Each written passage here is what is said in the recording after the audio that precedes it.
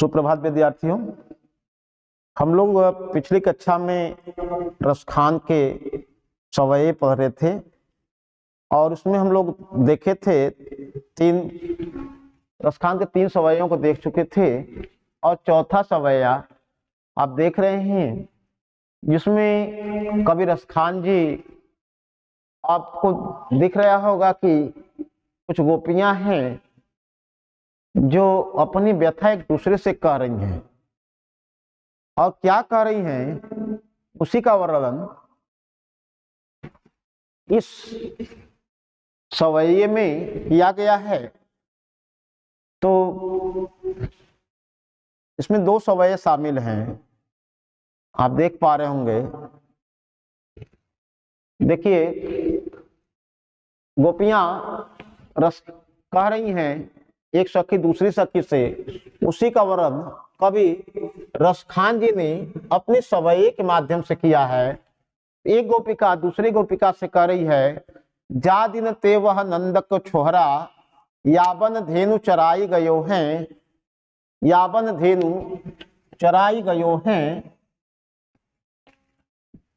मोहन ताननी गोधन गावत बेनु बजाई रिझाई गयो हैं, वादिन सो कछ टोना सो कह रसखान ही में समाई गयो हैं, को न काहू की कानी करे सिगरो ब्रज वीर बिकाई गयो हैं।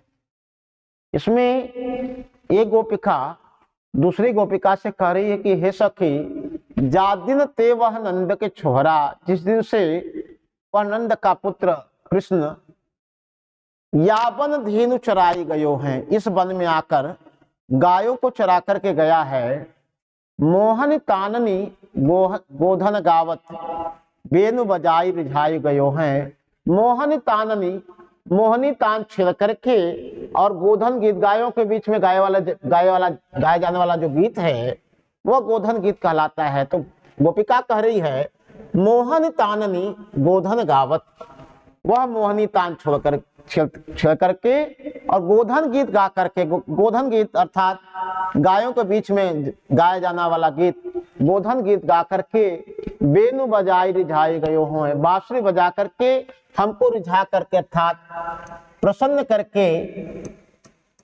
हमको रिझा करके अर्थात प्रसन्न करके यहाँ से चला गया है। वादिन सो कछ टोना सो कह, ऐसा प्रतीत हो रहा है वादिन सो, उस दिन से हमारे ऊपर मानो उसने कोई जादू टोना कर दिया हो। रस खानी ही में समाई, वह रस का खजाना अर्थात कृष्ण हमारे हृदय ही अर्थात हृदय में समा गया है। वादिन सो कछ टोना सो कहे, उस दिन से लग रहा है कि हमारे ऊपर से कोई जादू टोना कर दिया हो। रस खानी ही में समाई, वह रस का खजाना हमारे हृदय में बस गया, समा गया हो। को न काहू की कहानी करे सिगरो ब्रज वीर बिकाई गयो हैं, को न काहू की कहानी करे, कोई काहू कोहू न काहू के काहू कोहू की कहानी करे, को न काहू की कहानी करे सिगरो ब्रज वीर बिकाई गयो हैं, सिगरो ब्रज वीर बिकाए गयो हैं।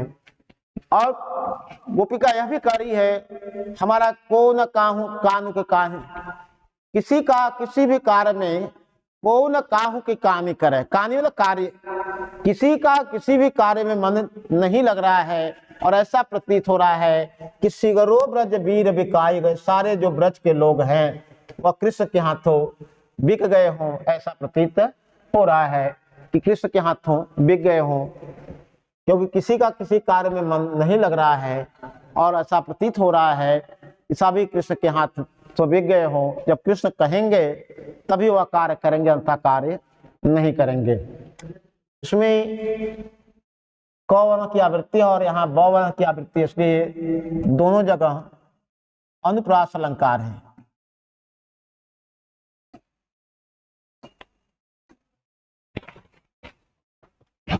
फिर अगले सवये में कवि रसखान जी कहते हैं, कान भये बस बासुरी के अब कौन सखी हम कौन चाहिए, निस्द्यों रहे संग साथ लगी, यह सौतिन तापन क्यों सहिए, जिन मोह लियो मन मोहन को रस खानी सदा हमको दहिए, मिली आओ सबे सखी भाग चले, अब तो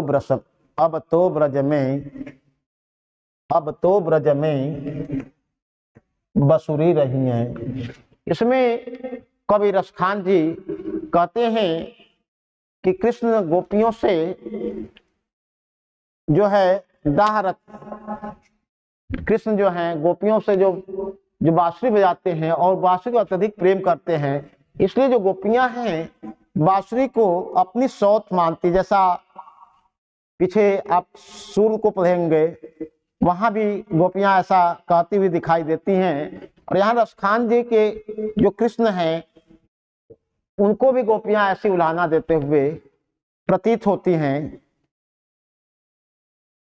तो एक गोपिका दूसरी गोपिका से कहती है, कान भये बस बांसुरी कहे, अब कौन सखी हमको चाहिए।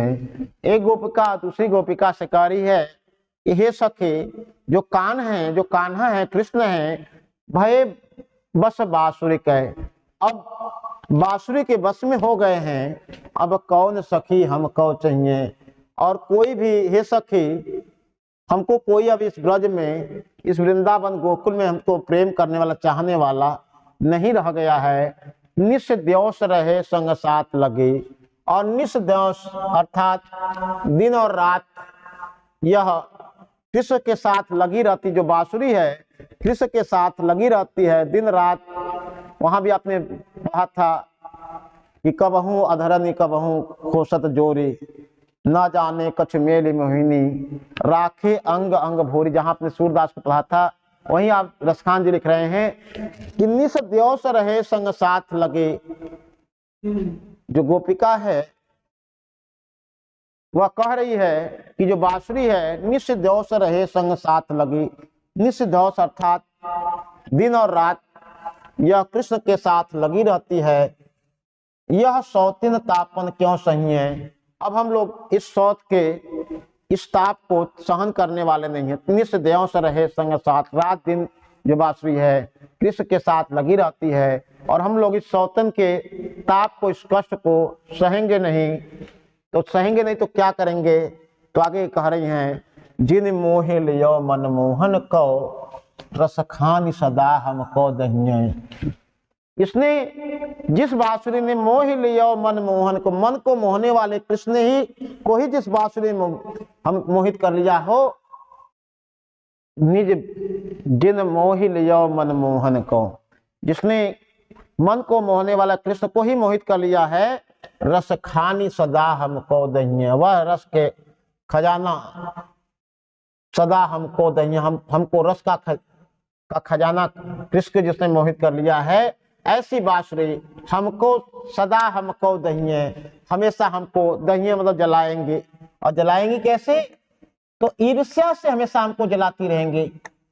जो बांसुरी के प्रति हमारा ईर्ष्या है उससे हमें यह बांसुरी जो है वह हमेशा जलाती रहेंगी। इसलिए हे सखियों मिल आओ सब सखी भाग चले। हे सखियों इसलिए आप सभी लोग आओ, हम लोग मिल करके यहाँ ब्रज से भाग चलते हैं। अब हम लोग ब्रज में निवास नहीं करेंगे, अब ब्रज में रहेगा कौन। तो आगे रसखान जी कहते हैं कि सखी कह रही है, अब तो ब्रज में बांसुरी रही है, अब तो केवल ब्रज में बांसुरी निवास करेगी, हम लोग ब्रज में रहने वाले नहीं हैं। हम सब मिल करके यहाँ से ब्रज से चलते हैं। अब कृष्ण रहे और उनकी बांसुरी रहे, हम लोग ब्रज में निवास नहीं करेंगे। ऐसा गोपिका अन्य सखियों से कह रही है कि अब कृष्ण ही ब्रज में रहेंगे और उनकी बांसुरी रहेंगे, हम लोग ब्रज में नहीं रहेंगे। इसलिए हम ब्रज से हम लोग भाग चलते निकल चलते हैं। इस पर आधारित कुछ प्रश्न हैं जिसकी विद्यार्थी अपने उत्तर पुस्तिका में लिखेंगे। और पहला प्रश्न है कि उपयुक्त पद्यांश का संदर्भ लिखिए। तो यह पद्यांश आपका सवये नामक पाठ से लिया गया है, जो आपके कक्षा 10 के हिंदी के अंतर्गत सवये नामक पाठ है और सवैया छंद में लिखा गया है, लिया गया है। इसके रचयिता कवि रसखान जी है। रेखांकित कुछ पंक्तियां की गई हैं जिनकी आप अपने उत्तर पुस्तिका में व्याख्या करेंगे। तो आप देख पा रहे होंगे ये पंक्तियां जो हैं रेखांकन किया गया है, इसकी आप अपने पुस्तक में व्याख्या करेंगे। और साथ ही गोपियां किसी की मर्यादा का पालन क्यों नहीं करती हैं, तो इसमें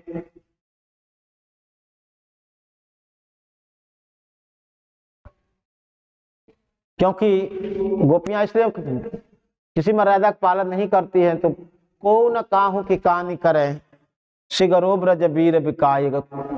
कारण है कि कोई किसी का किसी कार्य में मन नहीं लगता है, ऐसा प्रतीत होता है कि सारे ब्रज के लोग कृष्ण के हाथों बिक गए हैं, इसलिए गोपियां किसी मर्यादा का किसी कार्य का पालन नहीं कर पा रही हैं।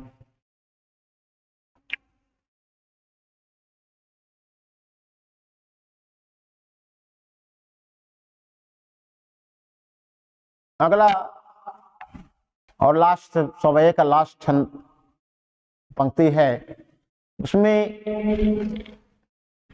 आप देख पा रहे होंगे कि कृष्ण के एक गोपिका है और गोपिकाएं जो हैं वह कह रही हैं, अब कृष्ण जो गोकुल वृंदावन में थे अब गोकुल वृंदावन से जा चुके हैं और मथुरा में जाकर वहां राजा हो गए हैं, और कृष्ण यशोदा कैसे एक दूसरे के समान होते थे वैसा ही रूप बनाने की बात कर रही हैं। तो क्या कह रही है, तो रसखान जी लिखते हैं कि मोर पखा सिर ऊपर राखियों गुंज की माल गरे पहिरोगी ओधि पिताम्बर लय लकुठी बन गोधन ग्वारन संग फिरोंगे भावत ओहि मेरो रसखानी सो तेरे कहें सब स्वांग करोंगे या मुरली मुरलीधर की अधरान धरोंगे। इसमें कवि रसखान जी कहते हैं कि एक गोपिका दूसरी गोपिका से कह रही है कि हे सखी मोर पखा सिर ऊपर राखिबो गुंज की माल गरे पहनोगी, मैं तुम्हारे कहने से मोर के पंख को अपने सिर पर धारण करूंगी और गुंज की माल गले पहनोगे, गुंज फूलों की जो माला कृष्ण पहनते हैं ऐसे गुंज की माला अपने गले में पहनूंगी और ओढ़ पीताम्बर लैग लकुटे, और पीताम्बर ओढ़ करके पीला वस्त्र पहन करके और लाठी लेकर तुम्हारे कहने से गोधन ग्वारन संग फिरो, गायों को चराते हुए ग्वालों के साथ जाऊंगी। भावत वही मेरो रस खानी सो तेरे कहे सब स्वांग करोगे, भावत वही मेरो रस खानी, जो मेरे रस खानी अर्थात रस के खजाना कृष्ण को भाता है, अर्थात भावता मतलब अच्छा लगता है, भाता है, वही मेरो रस खानी, वही मैं तुम्हारे कहने से जो मेरे रस खान अर्थात रस के खजाना कृष्ण को अच्छा लगता भावत तो वही मेरे रस खानी, जो मेरे कृष्ण जो रस के खजाना कृष्ण हैं जो उनको भाता है अच्छा लगता है, सो तेरे कहें सब स्वांग करे, तुम्हारे कहने से मैं ऐसा सारा स्वांग रचूंगी, ऐसे सारे अभिनय को मैं करूंगी।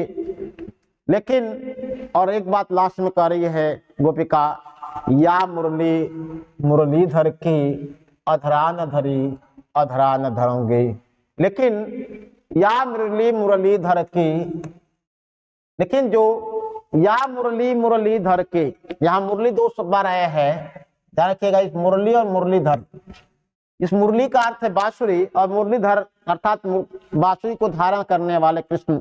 या मुरलीधर के अधरान धरोंगे, लेकिन जो कृष्ण जिस बांसुरी को अपने ओठों पर धारण करते हैं, अधरान धरोंगी, जिस बांसुरी को कृष्ण अपने ओठों पर धारण करते हैं, अधरान उसको अपने ओठों पर मैं धारण नहीं करूंगी। या मुरलीधर की अधरान धरोंगी, ये पंक्तियां महत्वपूर्ण हैं। इसमें मुरली का अर्थ यहाँ बांसुरी है और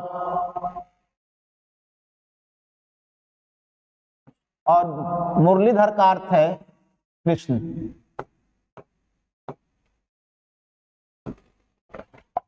और अधरान ओठों पर धारण करूंगी, अधरान धरी, ओठों पर धारण नहीं करूंगी। यहाँ मुरली और मुरलीधर तथा अधरान और अधरान, ये द्वित्व हुआ है, 2 बार आया है, लेकिन इसके अर्थ अलग अलग हैं। तो इन दोनों जगह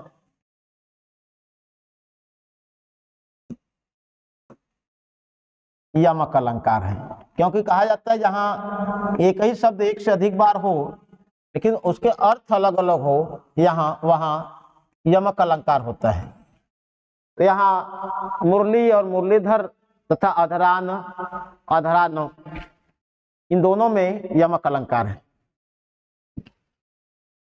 इस पर आधारित कुछ प्रश्न हैं जिसको विद्यार्थी अपनी उत्तर पुस्तिका में लिखेंगे। पहला है उपर्युक्त पद्यांश का संदर्भ लिखिए। तो आप संदर्भ लिखेंगे कि प्रस्तुत काव्य हमारी पाठ्य पुस्तक हिंदी के सवये नामक पाठ से लिया गया है, जिसके रचयिता रसखान जी हैं। कुछ रेखांकित पंक्तियां की गई हैं जिसकी विद्यार्थी अपने उत्तर पुस्तिका में इसकी व्याख्या करेंगे। ये पंक्ति है जिसकी व्याख्या करनी आपको है। और लास्ट में प्रश्न आपसे पूछा गया है, गोपी किसके कहने पर जंगल जंगल गायों के पीछे पीछे फिरेगी, अर्थात गायों को चराने जाएंगी। तो गोपी सखियों के कहने पर, गोपी भावत वो ही मेरे और रसखानी, सो तेरे सहित सब स्वांग करूंगी। अर्थात जो मेरे कृष्ण को अच्छा लगता है वह तुम्हारे कहने, अर्थात अपने सखी के कहने पर वह ऐसा अभिनय करेगी।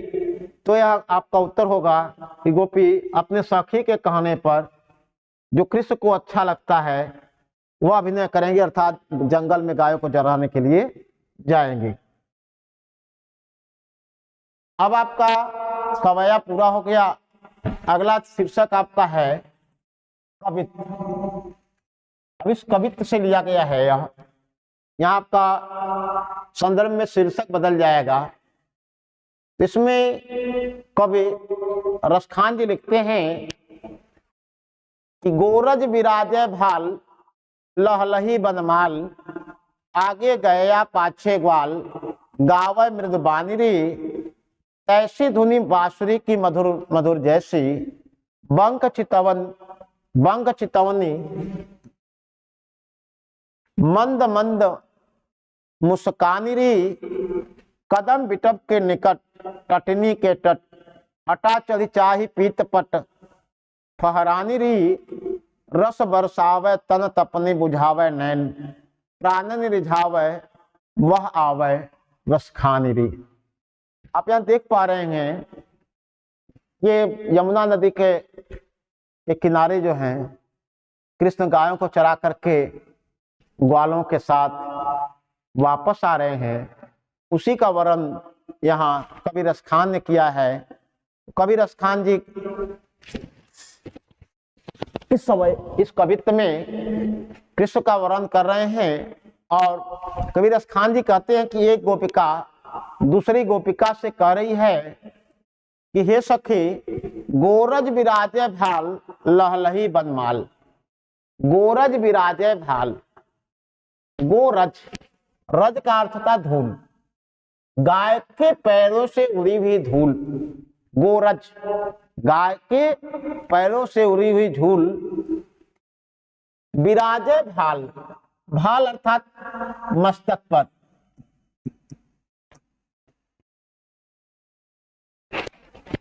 गाय, रसखान जी कहते हैं कि एक सखी दूसरी सखी से कह रही है कि कृष्ण के मस्तक पर, उनके ललाट पर गाय के पलों से उड़ी हुई धूल विराजे अर्थात सुशोभित हो रही है। और लहलही बनमाल, और उनके गले में लहरा रही है। क्या लहरा रही है? बन फूलों की माला लहरा रही है। लहलही बनमाल, आगे गया पाछे ग्वाल। और कृष्ण आगे गया और पाछे ग्वाल। आगे आगे जो गाय चली आ रही हैं और पाछे ग्वाले चले आ रहे हैं। आगे गया पाछे ग्वाल, और कैसे आ रहे हैं? तो गाँव मृद बांदरी, मधुर स्वर में गाते हुए चले आ रहे हैं। ऐसी धुनी बांसुरी की मधुर मधुर जैसी, जैसे ग्वाले मधुर स्वर में गा रहे हैं, ऐसे धुनी बांसुरी की मधुर मधुर, वैसे ही कृष्ण मधुर स्वर में बांसुरी बजाते हुए चले आ रहे हैं। और कैसे बांसुरी बजा रहे हैं? तो आगे रसखान जी कहते हैं, बंक चितवनी मंद मंद मुस्कान रे।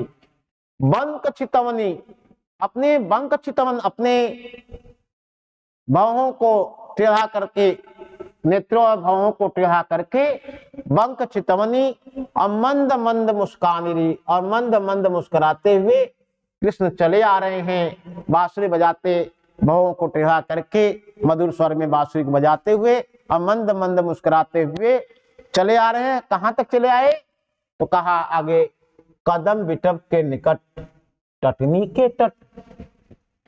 कृष्ण जो है उस आम और कदम के वृक्षों के निकट आ गए हैं, जो गोकुल में, वृंदावन में यमुना नदी के किनारे जो कदम का वृक्ष है, उसके पास जो है वह उस नदी के, यमुना नदी के किनारे तक, टटनी के तट, टटनी का तट अर्थात, टटनी अर्थात यहाँ यमुना नदी की बात हो जा रही है।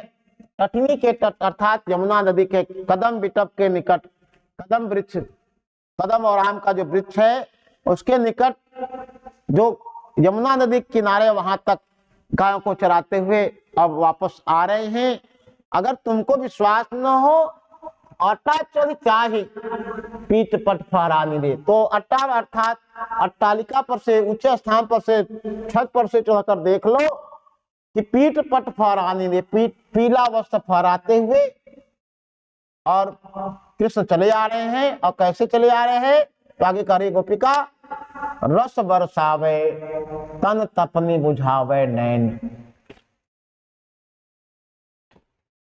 रस बरसावे अर्थात 9 रसों की वर्षा करते हुए, श्रृंगार, करुण आदि सभी रसों की वर्षा करते हुए, और तन तपनी बुझावे, और तन के तपन को अर्थात शरीर के कष्ट को शांत करते हुए, नैन प्राणन रिझावे, नेत्रों और प्राणों को रिझाते हुए, प्रसन्न करते हुए, वह रस, प्राणन रिझावे वह आवे रस खानी रे। वह रस के खजाना अर्थात कृष्ण जो है वह चले आ रहे हैं। अगर आपको विश्वास न हो तो अटा छड़ी चाही पीठ फहरानी रे। आप अट्टालिका पर से चढ़कर देख लो कि पीला वस्त्र फहराते हुए, रस की वर्षा करते हुए, शरीर के कष्ट को बुझाते हुए, शांत करते हुए, आंखों और प्राणों को प्रसन्न करते हुए, वह रस के खजाना कृष्ण चले आ रहे हैं। इसमें आप मंद मंद मुस्कानी, यहां अनुप्रास अलंकार है, और मधुर मधुर, इसमें पुनरुक्ति प्रकाश अलंकार है। इस पर आधारित कुछ प्रश्न हैं जिनकी आप अपने पुस्तक में व्याख्या करेंगे। पहला है, उपर्युक्त पद्यांश का संदर्भ लिखिए। तो आप लिखेंगे कि यह समय, यह कवित्त नामक पाठ से लिया गया है, जिसके हिंदी के कवित्त नामक पाठ से लिया गया है, जिसके रचयिता रसखान जी हैं। और अगला प्रश्न पूछा गया है, रेखांकित अंश की व्याख्या कीजिए। कुछ पंक्तियां रेखांकन की गई हैं, जिसकी व्याख्या आप अपनी कॉपी में करेंगे, अपनी उत्तर पुस्तिका में आप करेंगे। इन पंक्तियों की व्याख्या अपनी उत्तर पुस्तिका में आप करेंगे। और कृष्ण के पीछे मधुर स्वर में गाते हुए कौन चला रहा है? तो आप कवित्त में पढ़े थे कि आगे पीछे गया पाछे ग्वाल गाँव मृदुबानी रे। आगे आगे गाय चली आ रहे, पीछे ग्वाले जो मधुर स्वर में गाते हुए चले आ रहे। तो कृष्ण के पीछे जो ग्वाले हैं वह मधुर स्वर में गाते हुए चले आ रहे हैं। तो इसको आप अपने उत्तर पुस्तिका में करेंगे।